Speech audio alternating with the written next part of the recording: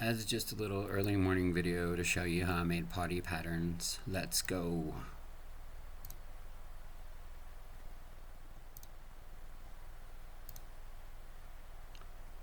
So I started with this synth right here.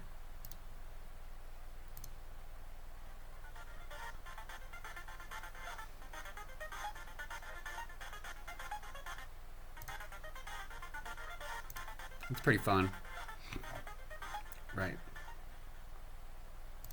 So then I added in some drums. These drums right here, the shakers. We got hi-hat and snare, and here's the shaker, and the kicks are up here separate. You want to separate your highs and your lows so you can EQ them how you want. This is my 808, and this is like a somewhere near a 606 kick. And this is another drum pattern just to give it more. There's a clap and a snare and a hi-hat and a rolling hi-hat. So there's all that. Finally, I have the Vital, which is a free synthesizer you can get. I got it from Plugin Boutique. Let's see. Sounds like this. Wait, no?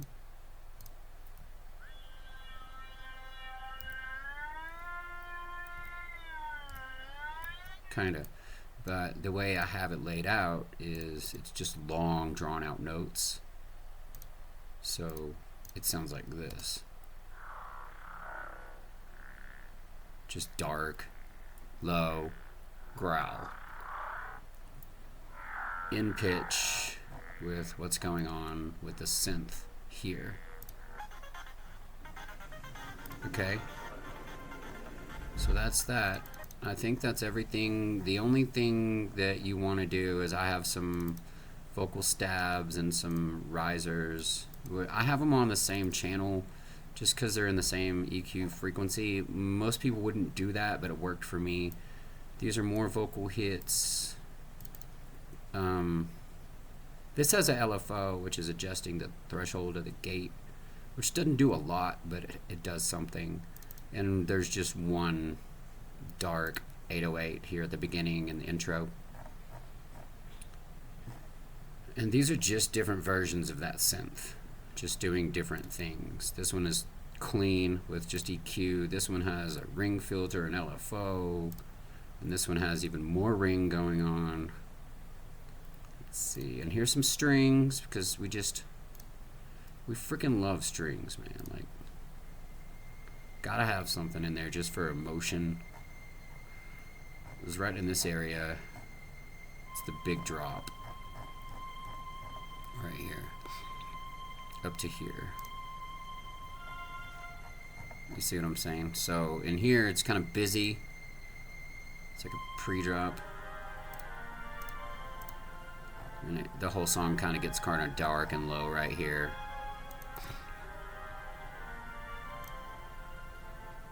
I took this up a pitch and then back down in the drop. And the big drop is right here at 4 minutes.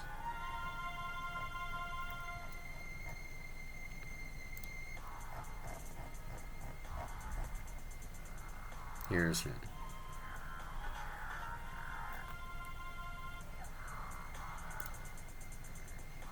Okay.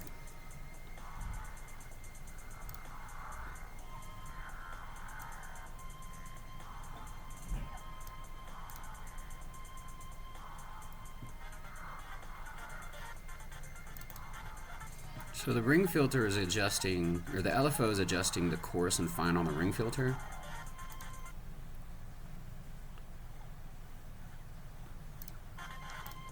Which you can barely hear. Because this one and this one are so loud. Maybe I made a mistake, but it's too late now. This song's already released. It's okay.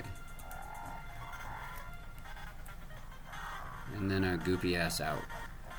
I just took this thing, made it faster, then double almost. Same thing with the, yeah, that's it, that's the out. So what I'm gonna do is I'm gonna just let it play, and I'm gonna talk about some of the individual elements that were important to create the scene. Can you hear me all right? Yeah, you can. So what I did here is I reversed this. As you can see, it's reversed. And that kind of draws you into that early drop right here.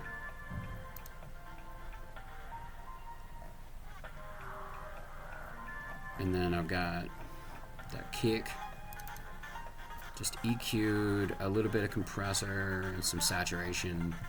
And this right here makes it, this is automated, as you can see it moving. You can see in the lanes here. So there's a lot of automation going on, or quite a bit. It's just in the top area, I guess. I felt like I needed to automate that kick, just for more interest. And I did. And this is the part with the most emotion.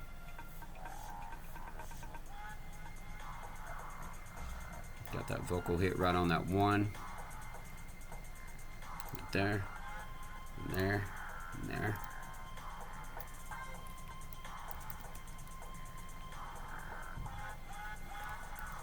That sounds pretty cool. Oh well, it's already released. And I just got this horn. It's kind of like a blank, just a little pop.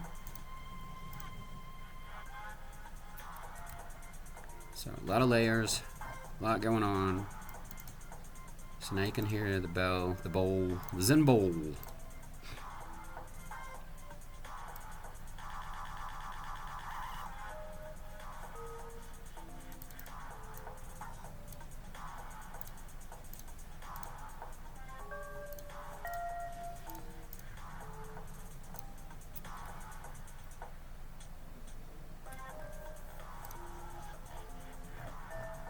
Oh, I didn't talk about this bass line.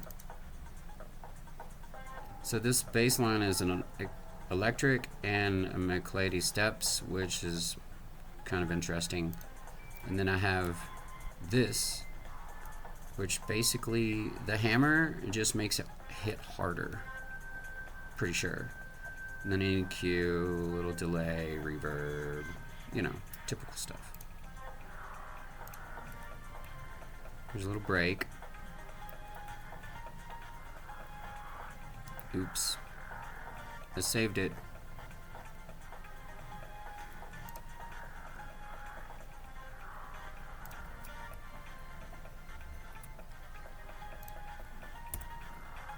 All those tracks, man. Look at all those tracks. 17 tracks. What the heck? So you don't want any of this to be in the red. You gotta look at your main mixer when you're getting towards the end of your project. If you didn't gain stage correctly, you just don't want everything, you don't want anything bumping in the red. So normally what I do is I go into the instrument directly and I turn down the volume on the instrument. If it doesn't have one, you put a utility. And you can just find that by searching utility.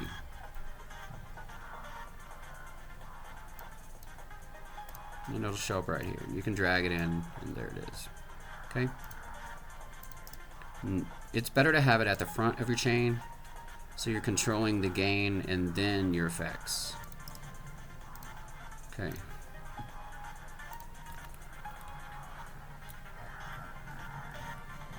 Alright. What else?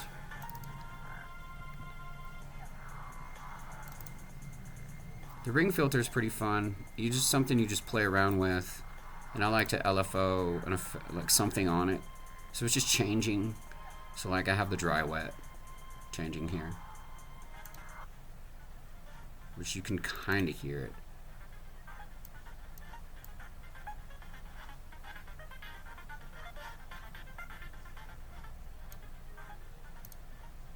But it didn't need to be loud because everything else is going on. See? Then I just put in some weird noises.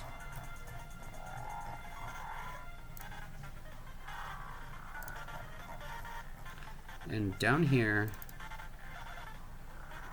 on the synth brass, I EQ'd it so it would be in the mids. And then I just put an auto pitch just to keep it straight. And what else? This big ass kick. I think that's it, man. It's pretty much all I did. Oh, one thing I didn't talk about. How I got this pattern. I took the original synth, and Ableton's awesome because you can do this. Check it out. You can right click your wave, your wave sample, and then you can convert it to a new MIDI track. The drums, the melody, the harmony. So what I did was the harmony on the synth, right? So I did this, and then it just makes another track right below it with MIDI clips. And then you can make that any instrument you want. So you just go here, and you just pick an instrument. And I did the Zenbul, but let's just do something different, just so you hear it. So this is simply just taking this sound, converting it to MIDI, and adding a different instrument.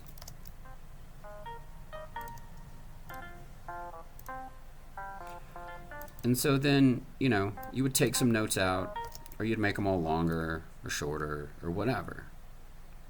You know? Let's just see what that sounds like. So I got a gaming mic, or a gaming mouse. I got a Razer, so it's it's hard to there. See, that's cute. And that's what I did here. Got it? Good. So that's how I made these notes. From this. And the strings. And you can tell here. Right? So I just converted this instrument to MIDI and then made it something else. And you can change the instrument by clicking this. It can be anything.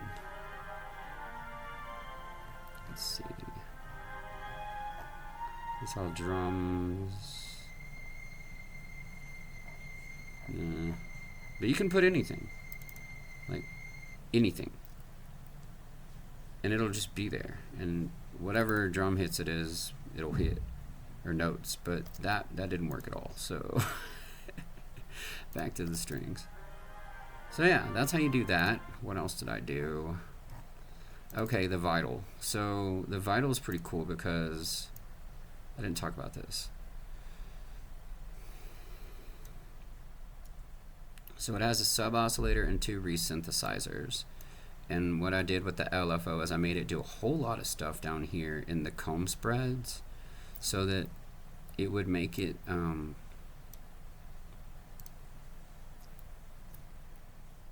on. So, but it's playing down here, right?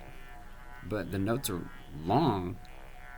But the reason why it doesn't do that spread through the whole note is because the trigger, I think.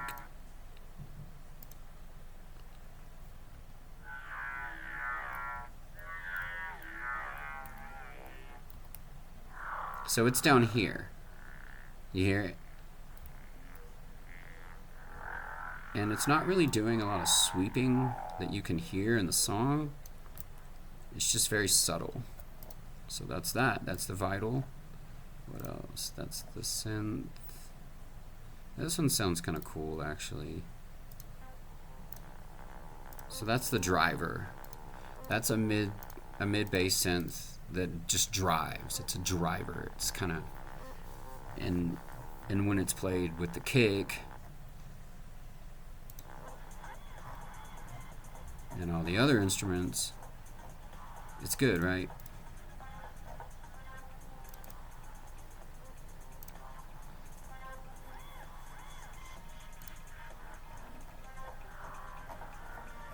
Okay.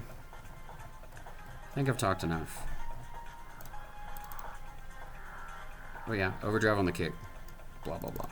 But yeah, this saturator was fun. Because if you listen...